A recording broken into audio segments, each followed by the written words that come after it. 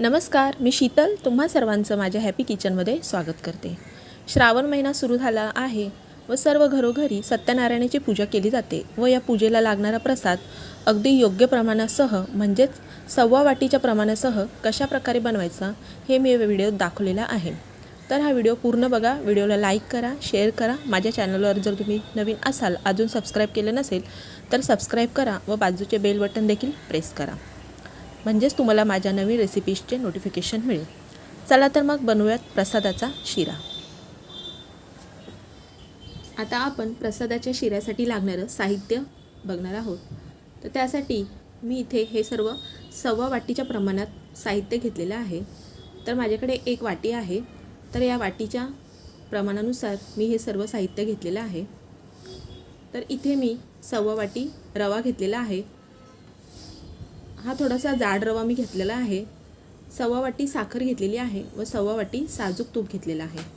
इथे मी 11 काजू, 11 बदाम, 1 चमचा वेलची पूड, थोडीशी तुळशीची पानं व 1 पिकलेलं केळं घेतलेलं आहे। तर हे सर्व साहित्य आपल्याला शिरा करण्यासाठी लागणार आहे। तर मी ही छोटीशी वाटी होती माझ्याकडे, त्याप्रमाणे मी हे साहित्य घेतलेलं आहे।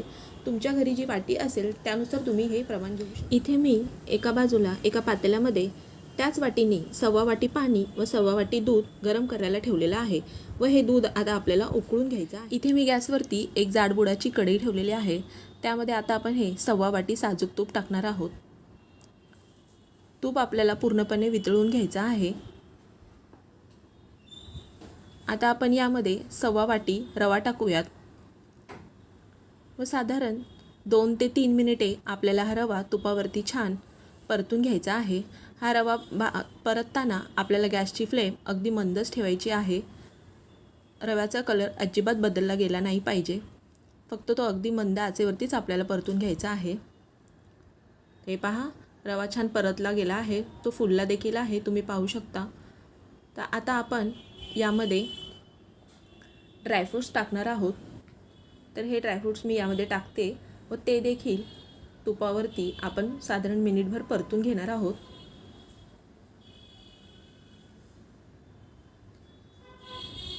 तर रवा व ड्रायफ्रूट्स आपले दोन्हीही परतून झालेले आहेत। गॅसची फ्लेम अजिबात आपल्याला वाढवायची नाही आहे, अगदी मंद आचेवरतीच आपल्याला ही प्रोसेस करायची आहे। आता मी यामध्ये केळी टाकते व ही केळी देखील आपल्याला अशा प्रकारे उलटण्याने मॅश करून शिऱ्यामध्ये मिक्स करून घ्यायची आहे।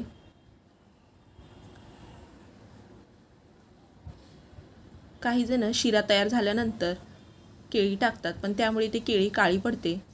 तर अशा पद्धतीने टाकल्यामुळे ती अगदी शिऱ्यामध्ये व्यवस्थित मिक्स होते व खायलाही शिरा अगदी अप्रतिम लागतो। तर हे पहा, केळी व्यवस्थित मॅश केलेली आहे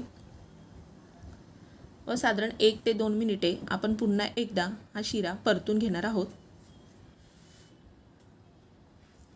प्रसादाचा शिरा करताना गॅसची फ्लेम आपल्याला पूर्णपणे मंदच ठेवायची आहे, अजिबात फ्लेम वाढवायची नाही आहे। जर फ्लेम वाढवली तर शिरा करपू शकतो किंवा त्याचा कलर देखील बदलू शकतो, त्यामुळे मंद आचेवरतीच आपल्याला ही प्रोसेस करायची आहे। तर तुम्ही पाहू शकता, शिरा मस्त परतलेला आहे। साधारण 2 ते 3 मिनिटे झालेली आहेत, मी शिरा परतून घेतलेला आहे। तर आता आपण यामध्ये जे दूध व पाणी एकत्र करून उकळून घेतलं होतं, त्यातलं मी थोडंसं दूध व पाणी टाकते व पुन्हा एकदा व्यवस्थित मिक्स करून घेऊयात।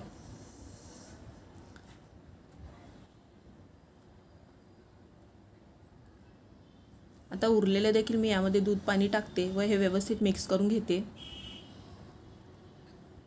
तुम्ही पाहू शकता, व्यवस्थित मिक्स झालेला आहे।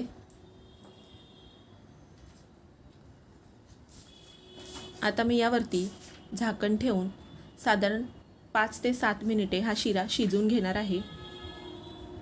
5 ते 7 मिनिटे झालेली आहेत, तुम्ही पाहू शकता। शिरा मस्त आपला शिजलेला आहे, अगदी मोकळा झालेला आहे। तर तो पुन्हा एकदा आपण फिरून घेऊयात।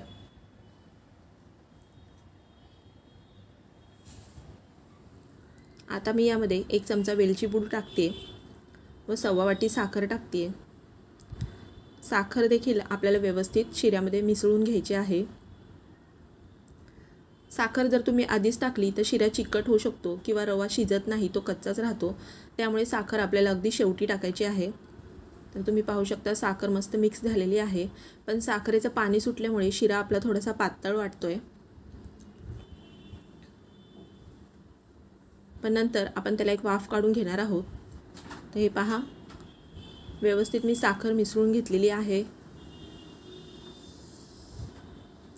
तर पुन्हा एकदा आता आपण यावरती झाकण ठेवून साधारण 2 ते 3 मिनिटे एक वाफ काढून घेणार आहोत.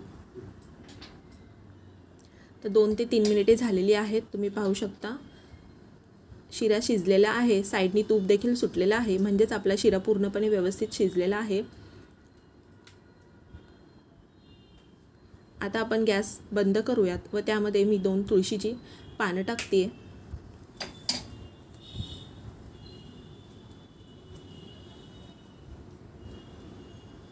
तर आपला हा प्रसादाचा शिरा तयार झालेला आहे. तर तयार झाला आहे आपला 1.25 वाटीच्या प्रमाणे केलेला पारंपरिक पद्धतीचा हा प्रसादाचा शिरा.